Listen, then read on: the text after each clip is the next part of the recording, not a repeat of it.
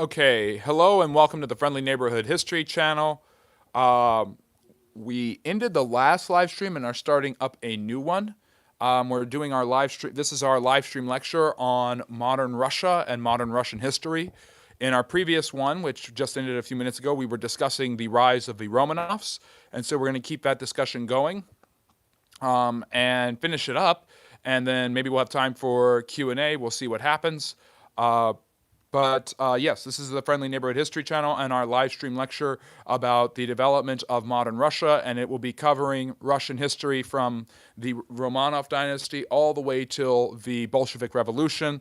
I'm not going to include the Soviet Union only because the Soviet Union is its own lecture that I will do at another time. So if you want to learn about current Russian history and the Soviet Union, that'll be a topic you can vote about. You guys voted here on YouTube and you wanted to learn about modern Russian history, so I'm going to look at the early modern and later modern period and the development of Russia under the Romanov dynasty in particular. And we were discussing the first two Romanov czars, Mikhail Romanov, who starts the Romanov dynasty, conquers Siberia, incorporates the Cossacks into his empire, and then later, of course, will basically create serfdom as the social system the Russians use. His son Alexei divides up and conquers Ukraine along with the Polish. Russia continues to be a tertiary power, not just in Europe, but in Eastern Europe, subsidiary to the Swedish and the Polish-Lithuanian Commonwealth, which are the great military and political powers of Eastern Europe in the 1600s.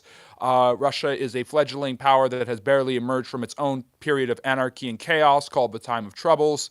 And the Romanov dynasty, which lasts for 300 years and is probably one of the most famous dynasties in all of European political history, is really, its survival is very, very dubious. Russia's survival is very, very dubious, and it's only been for about almost 70 to 100 years that they've actually called their ruler the Tsar.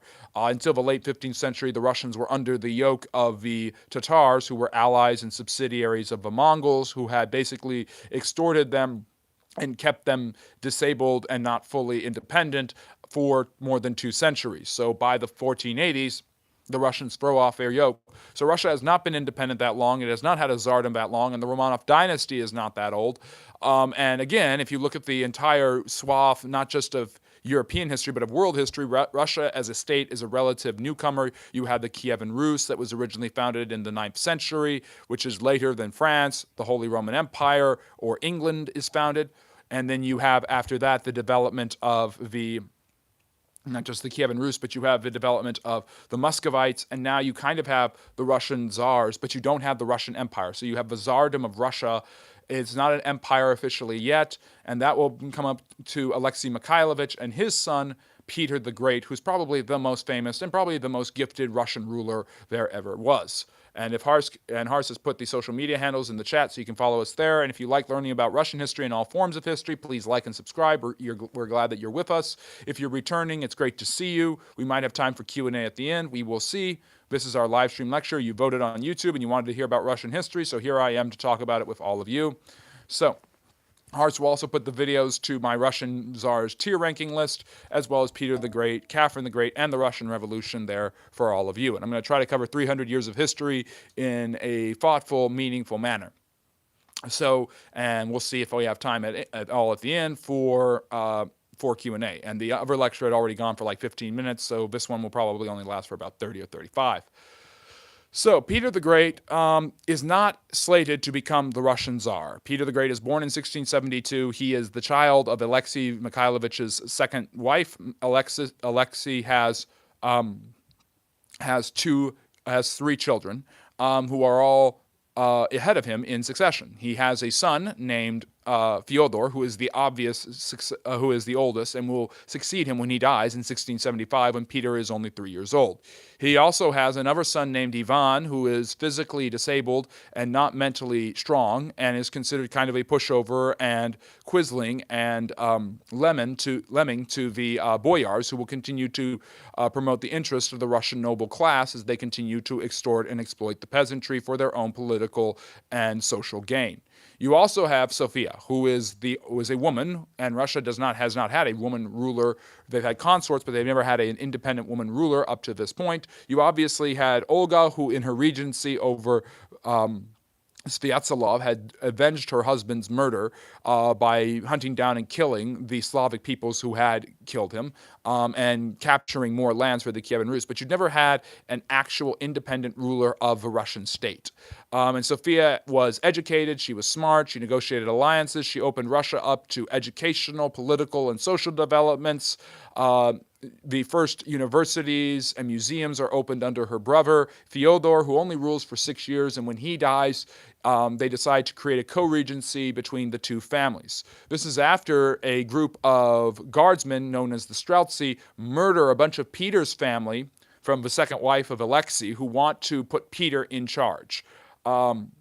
This is seen as an utter outrage, so a regency is created to avoid a civil war between Peter's family, the second wife of Alexei, and the family of his first 3 children, including Sophia and Ivan. Ivan is allowed to become Tsar, and so is Peter. Peter's only 10 years old when Fyodor dies, and he becomes Tsar. And he will rule over Russia for 40 years, by the way.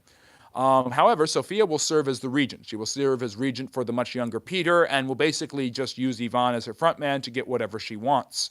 So for the next 7 years, Russia is ruled by a woman, and she rules from behind the scenes, but she makes effective changes. She opens up Russia to more European methods of style, dress, fashion, and economic trade. And she also ends the idea of arranged marriage. She actually opens the door in many ways for Russia to see the European modernization that will happen after she is deposed by Peter, which is actually undertaken almost completely by Peter. So she uses Ivan, trying to influence him to get whatever she wants, while at the same time also trying to lord her authority over Peter. She gains more and more authority for herself, and she uses her royal guardsmen, the Streltsy, as basically the conservative reactionary guard that can crush any sort of dissension towards her. However, Peter grows up. He actually grows to literally be 6'7". I'm not kidding you about this. He becomes a brilliant military tactician. He is skilled in the fashion, politics, and societal norms of the West. He is very, very antagonistic towards the old Muscovite way of life, the over-influence and power of the church, as well as the boyars. He sees as medieval and backwards. These people are responsible for thwarting his own family's attempts to put him in power when he was 10 years old, and for murdering many members of his family, including some of his own half-siblings. So Peter sees himself as anti-Russian. He doesn't see himself as bending to the old Muscovite way of life. In his mind, a new Russia will be a much more European, Western-influenced Russia, and that is what his ultimate goal is in all of this. And so he will get away from the palace. He'll get away from the Kremlin. He'll get away from Moscow. He will build up an army of his own soldiers who are basically practice drills and maneuvers outside of the city. And he basically becomes not only extremely skilled militarily, but he becomes very shrewd politically. And at the age of 17, he implores his older brother to rule the land jointly without an influence of a regent. Ivan is in his 30s. Peter is 17. It is time to end his regency. He is the same age Ivan the Terrible was when he ended his regency and became the first Tsar 145 years before. It is now time for him to assume power. In order to do this, he must depose Sophia. Surprisingly for Sophia, the Streltsy turn on her and ally with Peter, basically not balking at the chance for him to become Tsar. Sophia is seen as overly ambitious. Her slush fund of power is terminated, and she is sent to a convent for the rest of her life, while Peter himself becomes the Tsar. And Ivan basically is his joint ruler who doesn't do much for a few years and then dies in 1695. And now Peter sees it as his opportunity, or 1696, and now Peter sees it as his opportunity to make Russia into a new image, and new image he will. I mean, I don't think that there is I don't read my own chat because I'm doing a live stream lecture. So I'm not going to be answering questions until later on. So if you enjoyed the history I'm talking about, please like and subscribe. This is the Friendly Neighborhood History channel where we do stuff like this all the time. This is our live stream lecture that we do every Sunday at 4 p.m. Eastern. Please follow us on our social media, and later on, maybe there will be time for actual Q&A. We will see. Let me see. What else happens? So Peter the Great assumes power on his own in 1696, and for the next 30 years will work tirelessly to reform Russia in his own image, and his own image is a Western European influenced one. He creates what's called the Grand Embassy, which is a group of him and scholars, writers, even a group of dwarves who travel all over Europe, Western Europe and Central Europe during the late 17th century, gathering knowledge, information, academic, economic, and technological ideas, including from the Dutch especially, as well as the British, how to build frigates and battleships and the proper types of ships to use for 17th and 18th century naval warfare. There had been no navy before. Peter believes that the best way to create a powerful European country with a powerful say-so in European politics is to have an active navy. Russia has been a very landlocked country despite its massive size. And so Peter decides that the best thing that he can do is create not just a new navy, but a new window on the West. He believes that by creating a navy, he will secure Russia's fortunes in the West and its ability to trade internationally with the great European powers of the age. He is also committed, as have the Russians been for quite some time, to breaking the power of the Ottoman Turks. The Ottoman Turks will become the main rival of the Russian Empire in the 18th and 19th centuries, and it really starts with Peter the Great seeking to turn his attention towards the Ottomans. If you want to learn more about the Ottomans, watch my live stream lecture from 2 weekends ago where I discuss them in great detail, just like I do the Russian Empire and all sorts of different types of history here in short form, long form, and live content for you all. However, Peter is really, he sees some setbacks in his wars with the Turks, and the war lasts for more than 20 years, but eventually he gets an armistice. His main goal is to get ports on the Black Sea, and he does succeed in getting some of these. However, he hasn't taken over the Crimean Peninsula, which will be the absolute envy of all czars, their ultimate coveted prize, until Catherine the Great conquers it in the 1780s. So what happens next? Peter goes back to Russia with a new aim in sight, not just military expansion, but a total economic, cultural, political, and social upheaval of the old Muscovite way of life. He builds new schools. He creates the first newspapers, medical academies, laboratories, things like this. He encourages the study of the arts and the sciences, research in nautical sciences, technological development, the building of shipyards and carpentry workshops and apprenticeships. He basically takes the Western form of businesses and social, educational, technological development and terraforms it into Russia. He is met with a lot of opposition by the boyars, who he himself considers to be old, conservative reactionaries who aren't going to do anything to help the Russian people. And Peter basically believes that the only way the Russian people will be helped is by doing what he says. Peter can often be quite cruel, erratic, and impulsive in the way he enforces these. He even implements a beard tax, which basically taxes anyone who has an old, long-style beard, forcing them to groom it or pay a tax. He even sets up a barbering shop himself where he will cut off beards, perhaps even ripping them off at the roots if some sources are to be believed. Peter himself is known for his very, very European style of dress, as well as facial wear, donning a very thin mustache. His people often liken him to the cat and will compare him to a cat for the rest of his tenure. And in many ways, Peter the Great is a very feline-like ruler. He is daft, he's graceful, he is also very quick, he's speedy, he is always moving. He's one of these figures in history that we look back on and see that they are larger than life and they are somehow built different. We don't know exactly how that is, but you have a 6'7" giant who has boundless amounts of energy, a level of assuredness in everything he does, confidence brewing out of his everywhere, his desire to constantly learn and improve every single facet of his life and the lives of those around him, makes Peter not only an absolute patriot in his desire to improve Russia's standing in the world, but one of the most vigorous people in all of human history. Peter will fight 2 major wars during his reign, one that I already mentioned with the Turks as he continues to fight for Black Sea dominance, but also his Perhaps his most impressive military accomplishment came against the Swedish. The 20 Years' War, or the Northern War as it is called, will pit Peter I against Charles XII, two of the most ambitious military rulers of their time, fighting for political and military dominance over the Baltic Sea. For the long time, Sweden had been the great military power of Northern Europe. They had been extremely influential during the 17th century, such as during the 30 Years' War, and seemingly had kept Russia from any sort of Baltic Sea dominance or exploration because they had been had been at war with them on and off throughout the 1600s.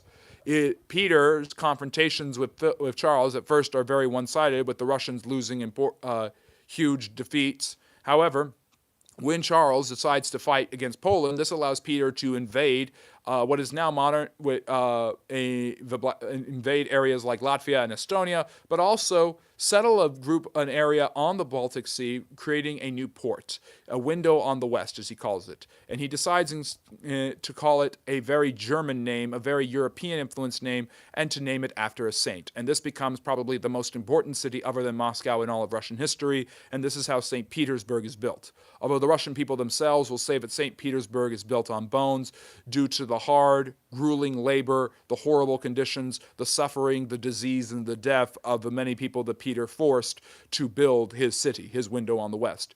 The costs for Peter's reforms are deadly. The old Muscovite way of life is completely overhauled. There is great resistance to this. People are brought willingly, but also kicking and screaming, into a much more modern European way of thinking that the Russians had never really had before or never really wanted before. However, Peter believed that it was absolutely essential for the survival of Russia that it imitate the West, that it do what it could to become a Western power, a European empire. He believes that he has the land, resources, and manpower to make this happen, and he demands that it all be done no matter the cost. No matter what the cost may be, he is going to build his window on the West. He is going to destroy the Polish army. He melts down church bells to make cannons and cannonballs. He drafts tens of thousands of soldiers into his army. Peter doesn't mess around, and he uses his absolutist power in an absolute fashion. In many ways, Peter, by decentralizing the authority of the old Muscovite way of life and breaking the power of the Streltsy and the Boyars, has given himself oodles of new power that will make the Russian Tsar that much more powerful. Peter also doesn't even particularly like the term Tsar. He wants to be an emperor. He wants Russia to be an empire, and he's going to get what he wants. And he thinks the way that the way he gets what he wants is by destroying the Swedish. Now, the building of the city of St. Petersburg, the raising of a new army of 60,000 men, and having a port on the Baltic Sea, which allows him to build shipyards and create a Russian navy inspired by his travels in the Netherlands and England, will eventually alarm Charles XII, who will send his army to attack in Ukraine at the Battle of Poltava. And it is here that Peter the Great, basically using the stylistic blue, red, white coat army tactics of the 18th century, will absolutely decimate and destroy the Swedish army. Sweden's power will be broken, and the war will continue for another decade or so, but eventually the Swedish will sue for peace, Russia will gain more land in the Baltic, and Peter will celebrate with deciding that he will be the Russian emperor. In 1721, he assumes the title of emperor and transforms Russia into the Russian Empire, which it will last for 2 centuries. He also makes St. Petersburg the capital of Russia. This will change in the 1910s during the Great War, although Moscow will remain the cultural center for the Russians for the time being. So I'm not interacting with the chat that much, but it's great to see everybody. Hopefully you're enjoying yourselves and enjoying this lecture. If you are, please like and subscribe. It's great to have you here. So Peter struggles with his own succession. His son, he tortures his own son, much like Ivan the Terrible. Peter had a very, very cruel streak in him. He had a terrible temper. And he's far more interested in his wife, Catherine, than he is in allowing his son Alexis to become the Tsar. His second wife is a much more pleasant partner than his first wife was. Peter hated the arranged marriage system because it had forced him to marry this woman, so he continues the demolition of it, the demolition of the church, his authority over marriage. And despite his own religious instincts, Peter hates the overpowered version of the Orthodox Church that he encounters when he comes to the throne. So in many ways, the ideas of the Enlightenment, of liberalism, do influence Peter's Peter's efforts to separate church and state. However, Peter is not interested in sharing his power. He is not interested in a parliamentary or constitutional system. However, he wishes that more than anything in his life that he could be an admiral in the British Navy than be the Russian Tsar.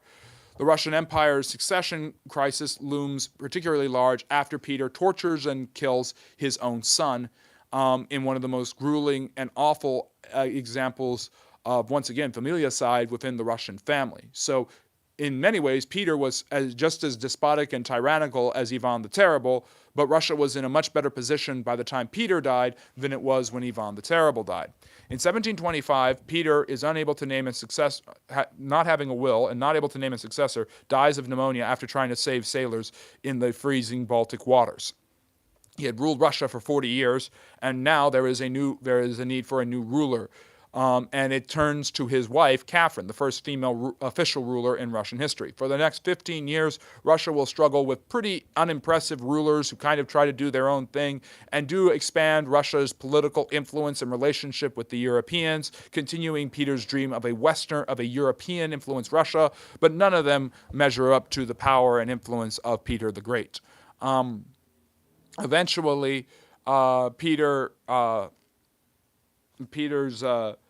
Peter's daughter decides to take over, and she becomes Elizabeth Petrovna, and she will rule over Russia for 20 years. And she will continue the Eurocentric reforms of Peter, but she will be far less tyrannical, far less despotic. She is known for not executing anyone during her 20-year tenure.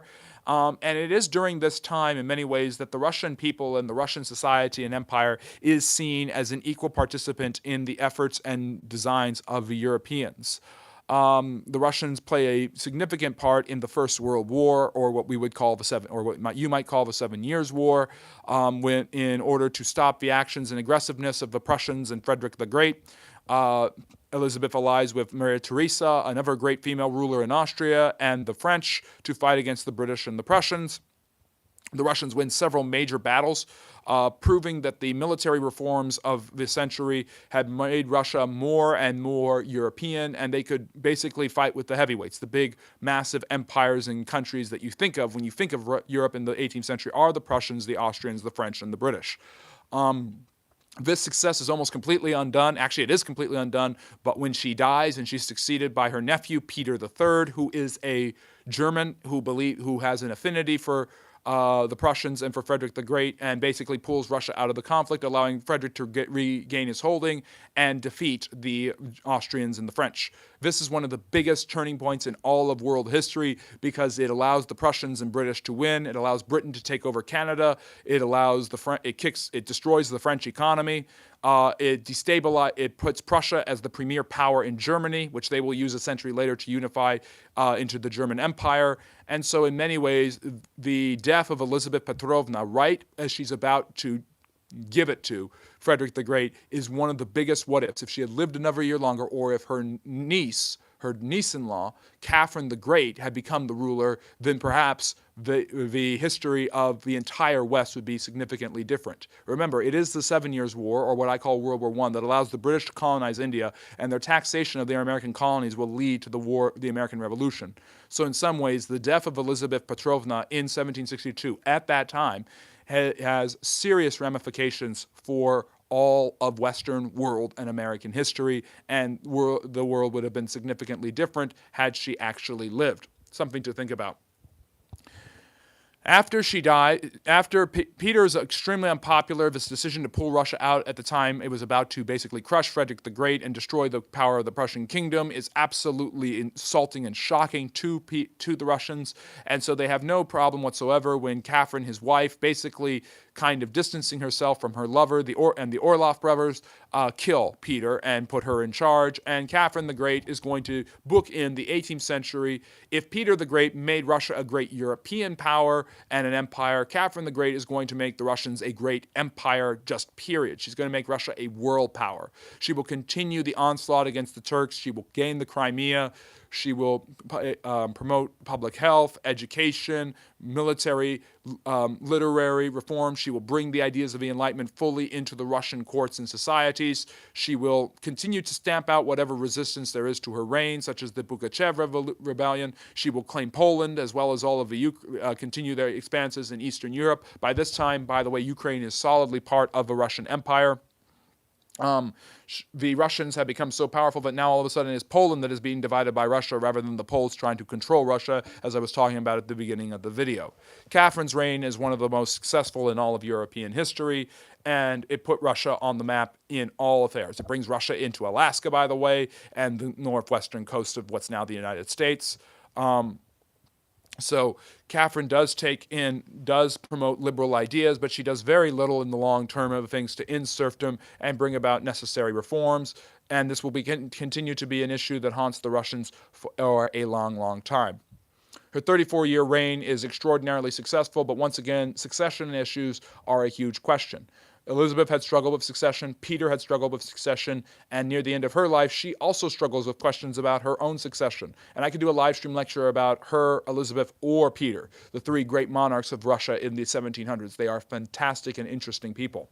But I have to keep it short because there's a lot more Russian history to talk about. Catherine, in 1794,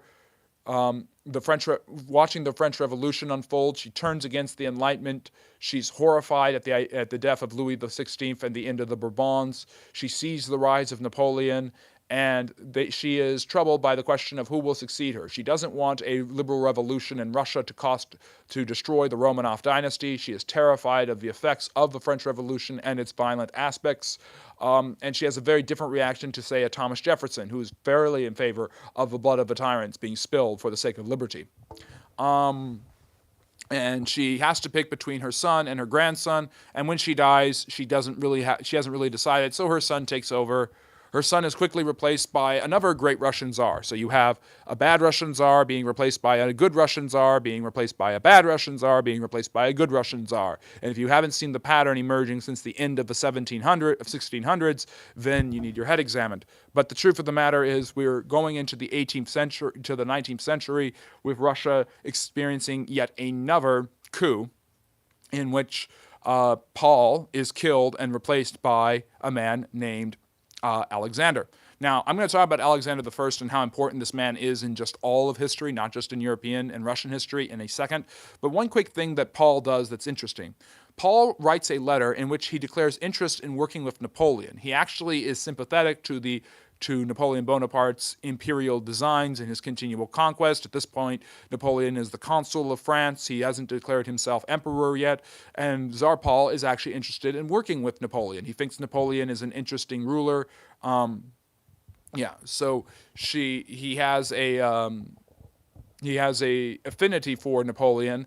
And he also has an interest in seizing British territories. And this is going to change the relationship between England and the Russians throughout the 19th century. Before, the Russians and British had always had a pretty harmonious relationship, and they will again in the 20th century, at least partially. But this is going to change geopolitics because Paul believes that India is fair ground for the Russians. Russia is huge. It is expansive. It should be able to take lands in Central and Southern Asia, just like the English have.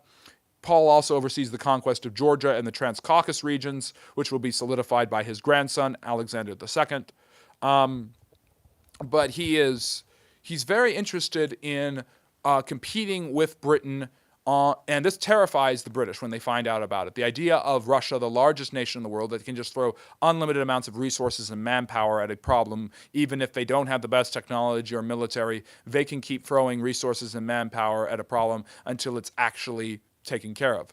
This ignites what's called the Great Game, and it will ramp up significantly in the next 30 years, in which Russia and Great Britain will compete for influence in Southern and Central Asia, basically for the rest of the 19th century, with the British building a bulwark against Russian expansion in Persia or Iran by trying to colonize Afghanistan. And by the way, this is a topic that's very near and dear to my heart, and if you want to read more about it, you can read about it on my Substack, because I wrote my master's thesis about the Great Game, one of the most fascinating moments, I think, in world history that we just don't talk about enough. Britain and Russia will be allied under Alexander I, however, who overthrows his father and tries to distance himself from the murder of his father because of Napoleon. And once again, if you wonder a lot about the politics of the 19th century, the answer almost always is because of Napoleon. Alexander I joins the coalitions of the Austrians and the Prussians to fight against Napoleon. He doesn't like the expansion of Napoleon and the idea of having a huge French empire with unlimited resources, power, and the tactics of the greatest general in history right on his doorstep really, really frightens him. And the Russians have always been frightened of foreign invasions ever since the Mongols overtook them.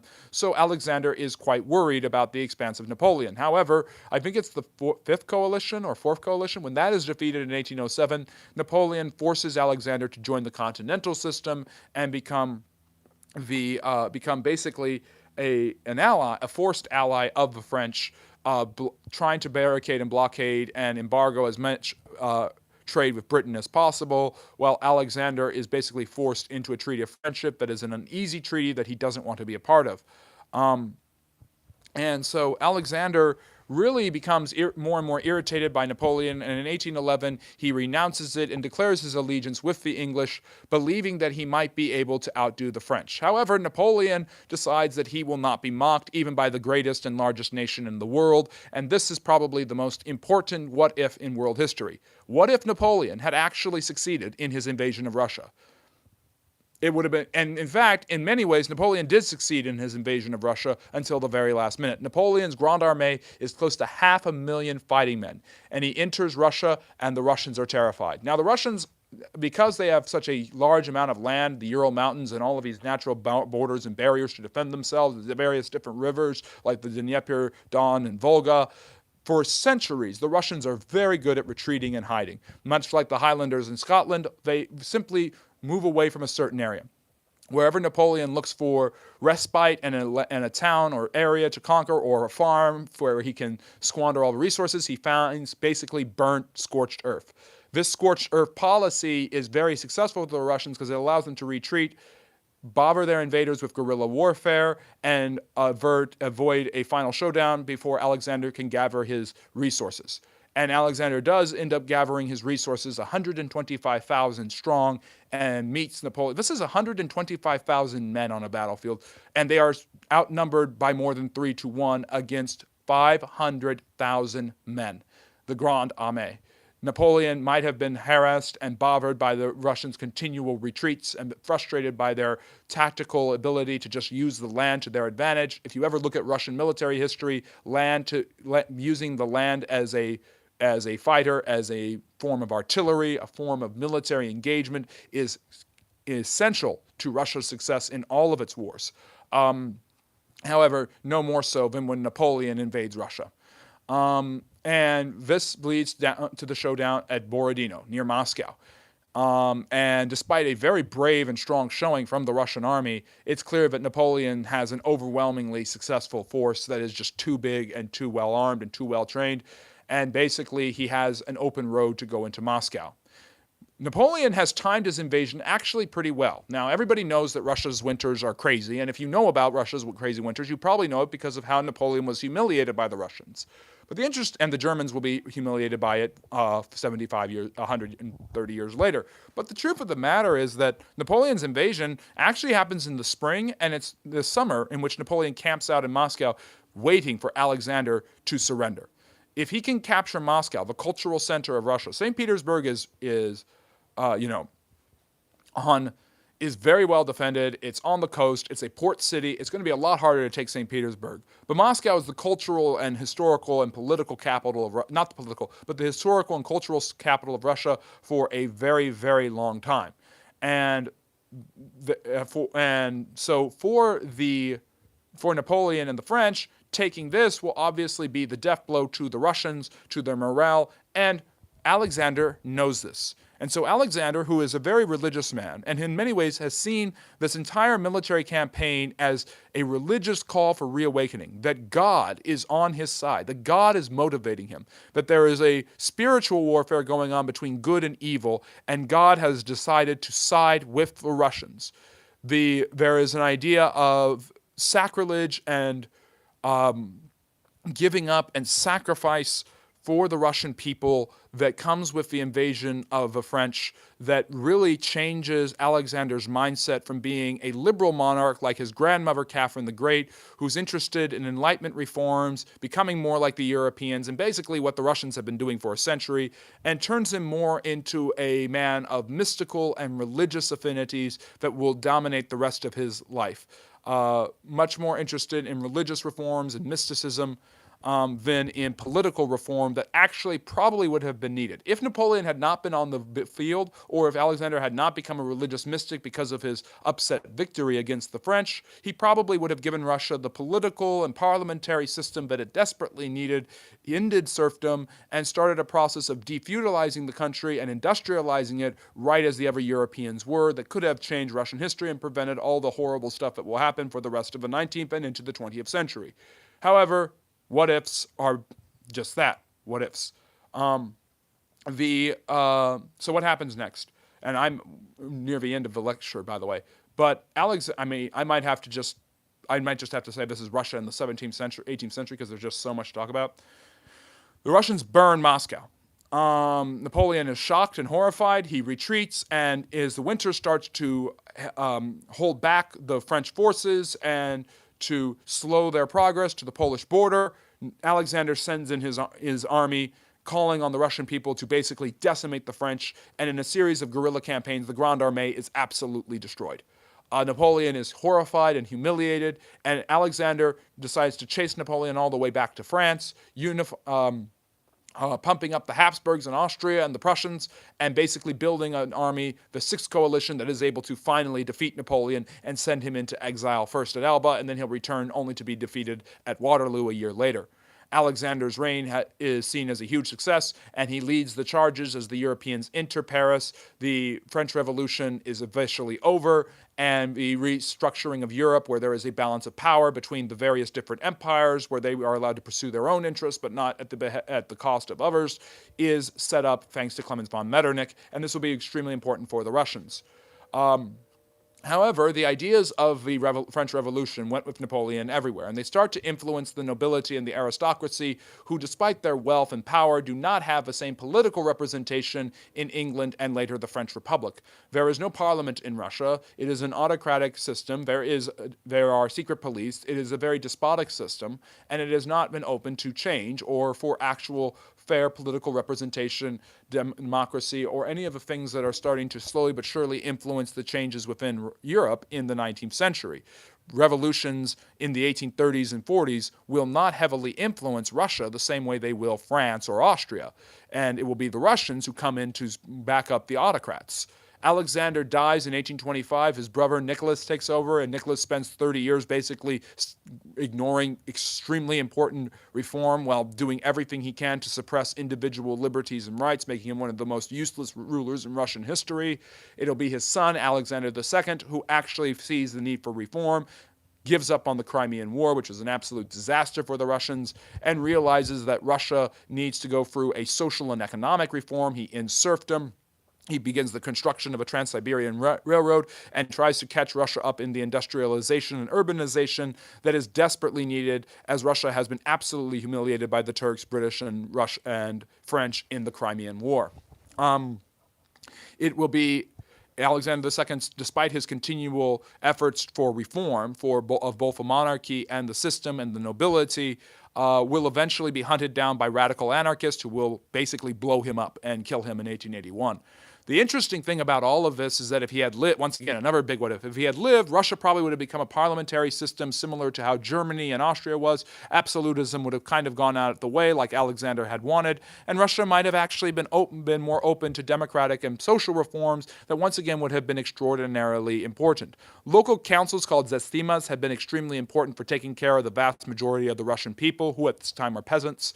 Despite the industrialization and the building of railroads and things like this, a vast majority of Russians entering the 1900s are peasants living on farms, which is absolutely different than France and Great Britain and the United States. Now, there's still a large agricultural population in all of these areas, but Russia is far more reliant on an overwhelming number of their population farming and strengthening their economy through tilling the land that is absolutely huge. The industrialization and urbanization is extraordinarily weak sauce compared to what it has been in Germany, France, or the United States, for instance. So Russia, this is also the time, but there is movement, there is change. The demands for political reform have met with suppression thanks to people like Nicholas I and then Alexander II's son, this guy at the top, Alexander III, and this will lead to more and more radical elements. The more pressure is put on, the more the boot is put in the face, is stamped into the face of revolutionary and reform, necessary reforms of a Russian political system, the more radical the calls for reform will become. An interesting antagonism develops where the more the monarchy puts down the efforts at liberalization, the more the liberals become anarchists, socialists, and communists, leading to absolute radicalization, where the people calling for liberal reform in Russia are basically communists, whereas the people calling for liberal reform in the United States at the time would be today's Republicans. That is how different politics is in Russia in the late 19th century. But it is clear that the absolutism of the Tsar is totally out of date and absolutely unnecessary. Alexander III and Alexander II will see the artistic revolution of Russia. This is the time of Turgenev, Tolstoy, and Dostoevsky and their incredible writings that put Russia and Russian realism on the map as being some of the most important writings of the 19th century. Russia will undergo the growth of cosmopolitan and metropolitan areas such as Kiev, Moscow, and of course St. Petersburg. Will lead to the influence, and the continual close relations with the Europeans will lead to the influence of things like the French ballet in Russia. You also have the development of some of the greatest composers of all time, like Tchaikovsky and Rachmaninoff, being products of the late Romanov era. The radicalization of political reform is stamped up by Alexander III and ignored by his son, the last Romanov, Nicholas II, who, pretty fitting, is the worst Romanov ruler, is the worst Tsar in Russian history. I don't think there's anyone who can really argue with that. Nicholas II didn't really want to be the ruler. He wanted to enjoy the lap of luxury. He wanted to take care of his country. He was extremely religious and patriotic, but he never should have been Tsar.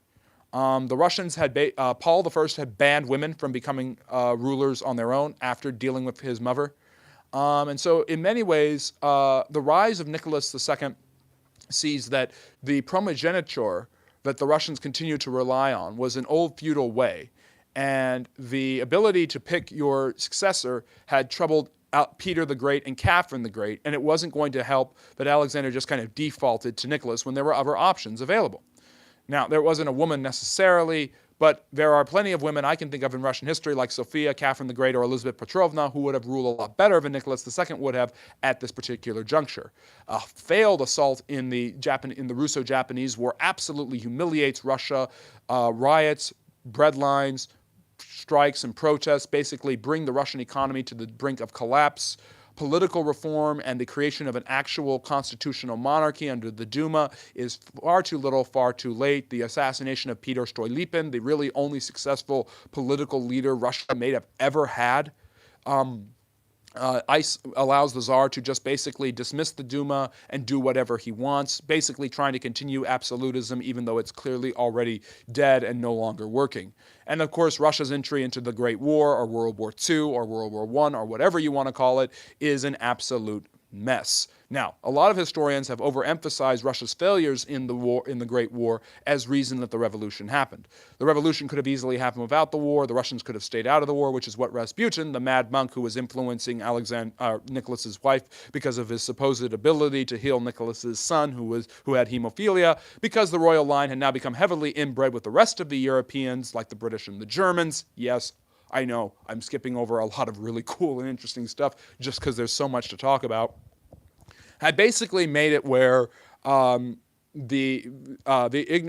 that advice and the advice of others forced Russia into a war of which they were not prepared for. The reason the Germans actually, I was going to say the Nazis, but the reason that the Imperial Germans actually pushed Austria into the war is because the Germans projected that Russia would be industrialized enough by 1916 that they could mobilize so quickly that they would be unstoppable. Russia has far more land, far more resources, and far more people than the Germans. The Germans have the mechanized war machine, and that is a huge advantage over the Russians, but the Kaiser saw that there was writing on the wall, and if a Russian society could survive and their military and economy could continue, then he would never be able to win another war against them.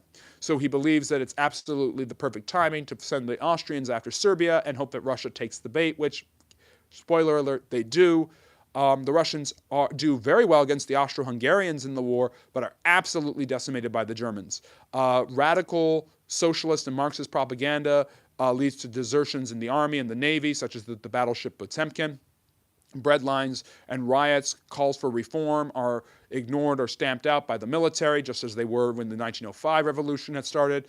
The Germans decide to send a Russian radical by the name of Vladimir Lenin, who here he is pictured at the end of his life, back to Russia in order to undermine Tsardom.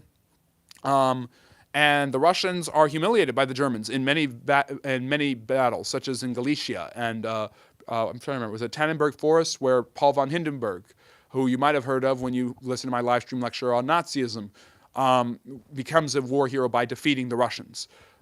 Basically, Russia's in big trouble.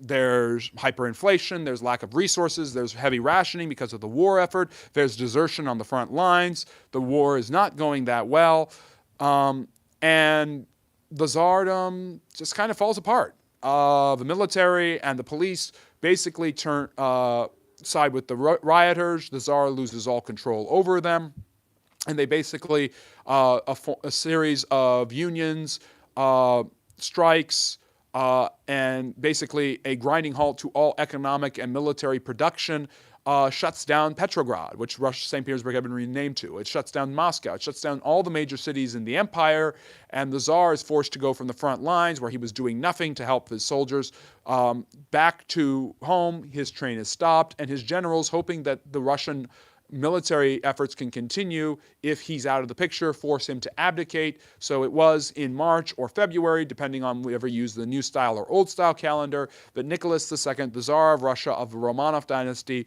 resigns, abdicating, trying to put his son and his brother in charge, and basically being told no one is going to be in charge. A provisional government is set up. The series of unions and councils become known as Soviets, the workers' councils, and later the revolution is co-opted by the radical Bolsheviks, who are the most radical form of Russian socialists around, who will, of course, remake Russia in their own image. The idea, by the way, and this is obviously will be much more suited for my lecture on the Soviet Union, but the idea that the Bolsheviks were the default successor to the Romanovs is absolute nonsense. There was no inevitability in this whatsoever. I can't stress that enough.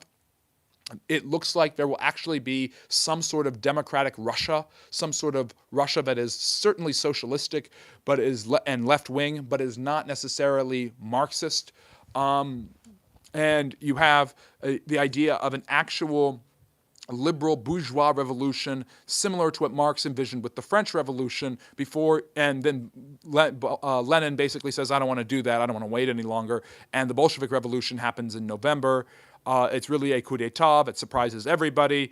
The provisional government and its leader, Alexander Kerensky, are sent off, and the Bolsheviks take power and then do everything in their power to hold on to that power, consolidating it slowly but surely, while also being extraordinarily weak and basically forcing the Red Army to fight now not against the Germans, but against the whites who have turned against them. This is the Russian Civil War. And of course, as for the Romanovs, and this is where I will leave off, the Bolsheviks basically feeling that they will be a rallying point for patriotism and anti-Bolshevik and anti-revolutionary sentiment, execute them. In Yekaterinburg in 1918, Nicholas and his family are all murdered there. No one escapes. Those are some of the biggest conspiracy theories, yet they have some of the least evidence for them in all of world history. And by the end of the Russian Civil War, Lenin renames it the Soviet Union in 1922. And the basic way that the Soviet Union works is you took all of the Soviets and all of the workers' councils and all of the provisional government and all of the elected assemblies, you let them vote, and when they didn't vote Bolshevik, you kicked everybody else out of power, disenfranchised them, and put yourselves on top. And that is how you have the creation of a Bolshevik communist state. that becomes the Soviet Union, the USSR, probably the most notorious political entity of the 20th century. So, again, there's a lot that I summed up, especially in the last 15 minutes, that deserves an entire, that could get lectures on its own. Alexander II probably deserves his own lecture. Russian art and culture in the 19th century, this development of an industrial Russia deserves a lot of an entire lecture. The Bolsheviks themselves will deserve a lecture, and I'm sure I will give you one at some point.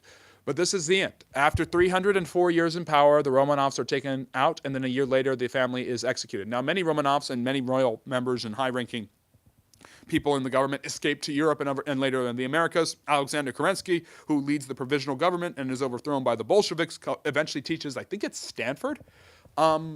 Interesting guy.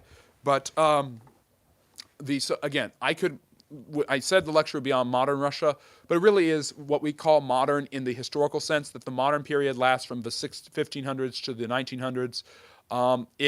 Russia is a totally different entity as the Soviet Union. So please vote later on if you want to see that as a lecture topic. I would be more than willing to talk about the Soviet Union because it's just a completely different entity than this. That includes, of course, talking about Lenin, Stalin, both world wars, and of course in the 20th century, and of course the Cold War, which I have lectured on before. So you've heard me talk about the Soviet Union quite a bit on this channel, but that would be another hour-long lecture. This lecture has actually been an hour and, 10 minutes if you combine the two lectures I've done of the two streams. So it's a lot. It's going to take a lot. It's going to be another hour-long lecture to discuss what the Soviet Union actually is. And to actually do that, I have to explain what Marxism is historically and how it was fudged by Lenin and fudged by Stalin, but really wasn't at the end of the day. And that is another, it was and it wasn't, is another long-term explanation. So I hope you enjoyed what I said about the Russians themselves and about the Russian Empire and the Tsars and how and we went from Ivan the Terrible all the way to Nicholas II. So if you did like that, please subscribe. Become a member if you want to. Giving a super chat as a donation. Any money that you give to this channel does help it, but no pressure whatsoever to donate. I just appreciate having you here, watching my long-form videos that Hars will hopefully put in the chat about the Russian Revolution. If you want to learn more about the Russian Revolution, you can from that video. If you want to learn more about Peter the Great, you can from the video on him. If you want to learn more about Catherine the Great, you can learn from the video about her. And if you want to learn more about the Russian Tsars themselves, check out my tier ranking video. It has this thumbnail on it, by the way, where I go in and tier rank all of the Russian Tsars. So, Hars, if you could put those in the chat, those links, that would be very, very helpful. You can, of course, follow us on social media. If you want more long-standing conversations, you can email me, friendlyneighborhoodhistory@gmail.com, or check us out on Discord, where we have some fun conversations. I'll give about 10 more minutes for Q&A, because I've got to get running. I got some stuff to do. But it was really, really good to talk about all of this with you, and I hope you've had a wonderful Sunday, and I really appreciate being part of it with you. How closely with the Russian royal family connected to the Kaiser and British royal family? By the beginning of the 19th century, they were intermarrying quite often. And it's actually Alexandra, the wife of Nicholas II, is a granddaughter of Victoria, and it's the females who carry the hemophiliac gene, but in a male recessive trait, it's actually, you obviously get it, so her son, Alexei, gets it, and it's Rasputin, the mad monk, who's actually able to cure him, and nobody knows exactly how this dirty, slovenly drunkard of a peasant from the backwoods of Siberia is able to do that, or why he is in such high standing with the Romanov family. I have a video on Rasputin too, you can all check out. How did the Russian Orthodox Church form? That is my live stream lecture on early Russian history. But basically, the Russian Orthodox Church is a derivative of the Byzantines. The Byzantines were the conversion of Olga and then her son, Vladimir, basically forces the Russian people to become Orthodox Christians. And especially after the destruction of Constantinople and the takeover of the Ottomans, which you can learn about by watching the live stream lecture from, I think it was last week or the week before, about the Ottomans. Basically, from that, the Orthodox Church becomes centered in Moscow and amongst the Russians, as many see Moscow as the third Rome after the fall of Constantinople. Was Francis Bacon actually William Shakespeare? No. Your favorite Russian monarch? It's got to be Peter. I just think he just does so much. It's really fascinating. But do you think I am annoying? Why do you think some people are so much annoyed by me? I'm not annoyed by you at all, Faraz. It's great to have you here. Is Russia today left-wing or right-wing? That's a great question. Russia has been the bogeyman of the United States since the Cold War, and probably before that as well. But the truth of the matter is that I can't really pinpoint what Vladimir Putin's politics are.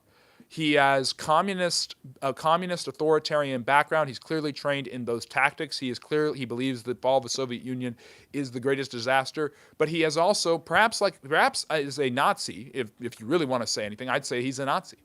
And what makes him a Nazi is he has a left-wing ideology, but also an understanding of manipulating and using the traditionally patriotic, right-wing values of his country to make himself a hero. He's also a propagandist and a liar who manipulates things all the time and has presented this image of being the true savior of traditional values. This is what the Nazis did too.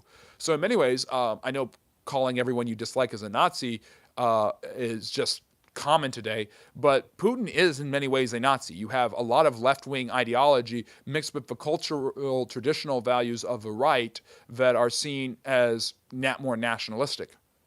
Putin loves Jews because the Jews helped raise him as a boy. Yes, Putin clearly supports Israel. So, hello, Deadpool. Was there ever a golden era for Russia?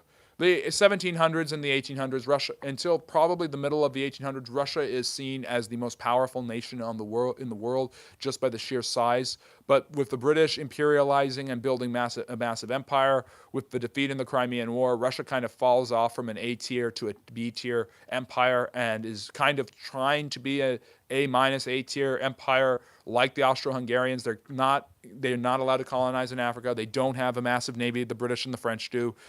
So the Russians kind of fall behind the ball and are somewhat landlocked themselves in the late 19th and early 20th century. When they get their rears handed to them by the Japanese, it's clear that they have lost a few steps. Friendly history. They think Rasputin took Alexei of aspirin, which they were giving him. He might have. I don't know. Because aspirin is a blood thinner, which probably doesn't go well with hemophilia. I don't know. Was Russian revolution first revolution that led to an ideological dictatorship? That's a good question.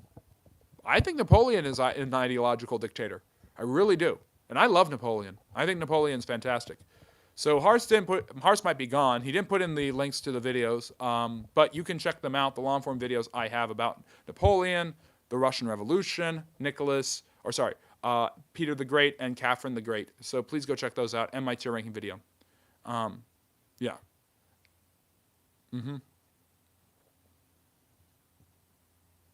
Interesting. Well, how Rasputin would know that, I don't know. There's really no evidence to suggest how Rasputin cured the young child. Were the Hessians given government approval to fight for foreign nations? Yes, particularly the British. They were allies and mercenaries of them during the American Revolution. They're defeated at Trenton, that famous battle. I'm going to look through the chat and see if there's ever questions. Let me see. I don't know what people are asking. France's invasion of Russia, I talked about that. And yes, I do, Greg, I do love this. This turns me into History Hefner. Why were we deleting so many comments again? Can we stop deleting the comments?